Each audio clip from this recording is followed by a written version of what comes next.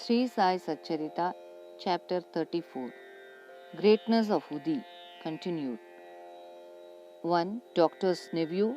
2. Dr. Pillai. 3. Shama's sister-in-law. 4. Irani girl. 5. Harda gentleman. 6. Mumbai lady. This chapter continues the subject greatness of Udi and describes cases in which the application of Udi was most efficacious. Doctor's nephew. In Malegan district Nasik, there lived a doctor, qualified and degree older. His nephew suffered from an incurable disease, tubercular bone abscess. The doctor, along with his relatives and medical practitioners, tried all sorts of remedies and even surgery. There was no relief and no end to the little boy's suffering. Friends and relatives advised the parents of the boy to seek divine aid and recommended them to go to Sai Baba, who was known to have cured such incurable cases by his mere glance. The parents therefore came to Shirdi. They prostrated themselves before Baba, placed the boy before him, and pleaded humbly and implored him to save their son. The merciful Baba comforted them, saying, "Those who resort to this masjid shall never suffer anything in this life to the end of time. Now do not worry. Apply Udi on the abscess, and within a week he will recover. Believe in God. This is no masjid but Dwarakamai. He who steps here will soon get health and happiness, and his sufferings will come to an end." The boy was made to sit before Baba, who moved his hands on the affected part and cast his loving glances on him. The patient was pleased, and with the application of the Udi, he began to recover and was all right after some days. The parents then left Shirdi with their son, thanking Baba for the cure, which was effected by Udi and Baba's gracious looks. After knowing this, the doctor, the uncle of the boy, became wonderstruck and desired to see Baba. While he was on his way to Mumbai for some business at Malegaon and Manmar, somebody spoke to him against Baba and poisoned his ears. Therefore, he dropped the idea of visiting Shirdi and went to Mumbai direct.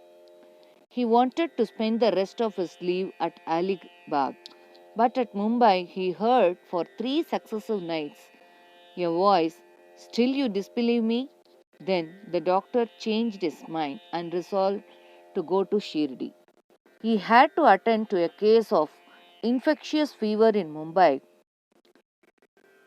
which showed no signs of quick abatement. So he thought that his Shirdi trip would be postponed.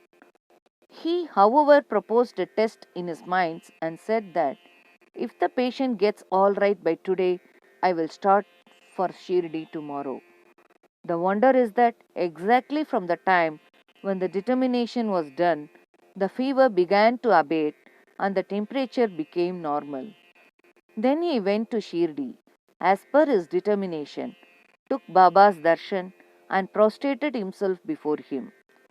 Baba gave him such experiences that he became his devotee. He stayed there for 4 days and returned home with Baba's Udi and blessings. Within a fortnight, he was transferred on promotion to Bijapur. His nephew's case gave him an opportunity for seeing Baba, and this visit garnered in him a never failing love for the saint's feet. Dr. Pillai. One Dr. Pillai was an intimate devotee of Baba. He was much liked by Baba, who always called him Bhau, brother. Baba talked to him off and on and consulted him in all matters and wanted him always at his side. This Pillai suffered once very badly from guinea worms. He said to Kaka Sahib Dikshit, "The pain is most excruciating and unbearable. I prefer death to it. This pain I know is for repaying past karma. But go to Baba and tell him to cease the pain and transfer the balance of my past karma to 10 future births of mine." Mr. Dikshit went to Baba and told him his request. Then Baba, being moved by his request, said to Dikshit, "Tell him to be fearless. Why should he suffer for 10 births? In 10 days he can work out the sufferings and consequences of his past karma. While I am here to give him temporal and spiritual welfare, why should he pray for death? Bring him here on somebody's back and let us work and finish his sufferings once for all." The doctor was brought in that condition and was seated on Baba's right side. Baba gave him his bolster and said, "Lie down calmly here and be at ease. The true remedy is that the result of past actions has to be suffered and got over. Our karma is the cause of our happiness and sorrow. Therefore, put up with whatever comes to you. Allah, God, is the sole dispenser and protector. Think of Him always. He will take care of you. Surrender to Him with body, mind, and speech, and then see what He does." Dr. Pillai said that Nana Sahib had put a bandage over the leg, but he had no relief. "Nana is a fool," replied Baba. "Take off that bandage or else you will die. Now a crow will come and peck at you, and then you will recover." While this conversation was going on, Abdul, who always cleaned the masjid and trimmed the lamps, turned up. While he was attending to his work, his foot accidentally fell upon the stretched leg of Dr. Pillai. The leg was already swollen, and when Abdul's foot fell upon it and pressed it, all the 7 guinea worms were squeezed out at once. The pain was unbearable, and Dr. Pillai cried out loudly. After some time, he calmed down and began to sing and cry alternately. Then Pillai inquired when the crow was coming and pecking. Baba said, "Did you not see the crow? He won't come again. Abdul was the crow. Now go on, rest in the Vada, and you will be soon all right." By application of the Udi and by taking it orally with water, without taking any other treatment or medicine, the disease was completely cured in 10 days, as assured by Baba. Shama's sister-in-law. Shama's younger brother, Bapaji, was staying near the Savilhir. Once his wife was attacked with bubonic plague. She had high fever and 2 bubos in her groins. Babaji rushed to Shama at Shirdi and asked him to come and help. Shama was frightened, but according to his wont custom, he went to Baba, prostrated himself before him to invoke his aid by requesting him to cure the case.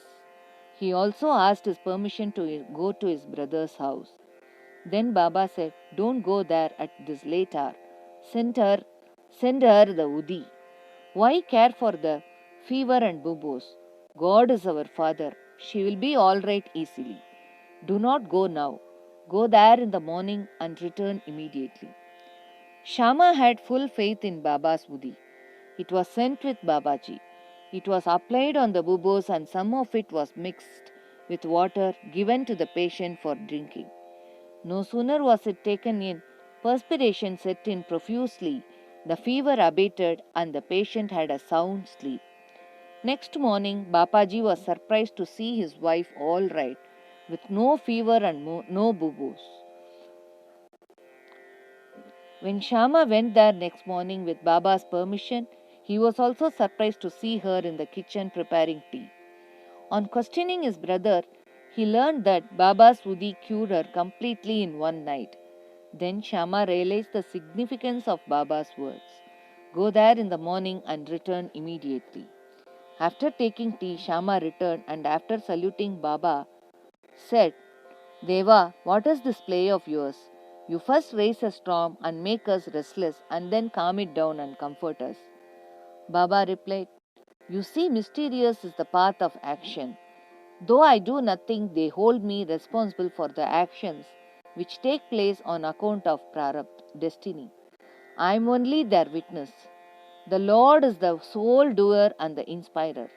He is most merciful. Neither I am God nor master. I am his obedient servant and remember him constantly. He who casts aside his egoism and thanks him, and he who trusts him entirely will have his shackles removed and will obtain liberation. Irani's daughter. Now read the experience of an Irani gentleman. His young daughter got fits every hour. When the convulsion came, she lost her power of speech. Her limbs contracted and she fell down senseless. No remedy gave her any relief.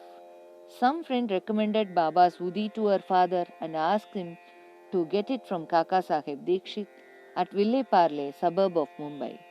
Then the Irani gentleman got the Udi and gave it, mixed with water, to his daughter daily for drinking. In the beginning, the convulsions, which were coming hourly, came every 7 hours, and after a few days, the daughter recovered completely. Harda gentleman. An old gentleman of Harda was suffering from a stone in his kidney. Such stones are generally removed by surgical operations, and people recommended him to undergo one. He was old and weak, lacked strength of mind, and could not think of submitting himself to surgical treatment. His suffering was soon to end in another way. The Inamdar, city officer of the town, happened to come there at that time. He was a devotee of Baba and had always a stock of Udi with him. On the recommendation of friends, his son got some Udi from him and after mixing it with water gave it to his old father to drink. Within 5 minutes, the Udi was assimilated, the stone was dissolved and came out through his urine. An old man was soon relieved. Mumbai lady. A woman of the Kayastha Prabhu caste in Mumbai always suffered terrible pain at her delivery. She was very much frightened each time she became pregnant and did not know what to do. Sri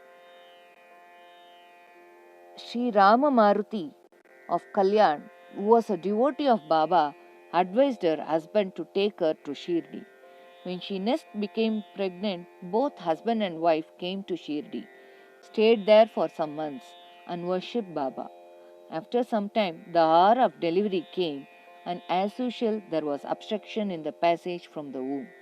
She began to suffer labor pains, did not know what to do, but began to pray to Baba for relief.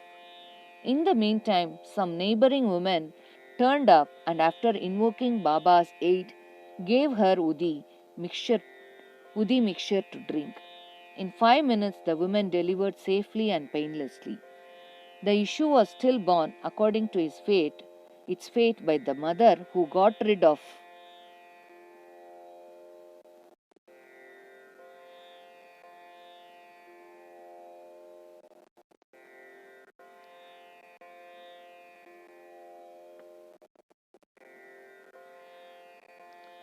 anxiety and pain, thanked Baba for the safe delivery and ever remained grateful to him. Bow to Sri Sai, peace be to all.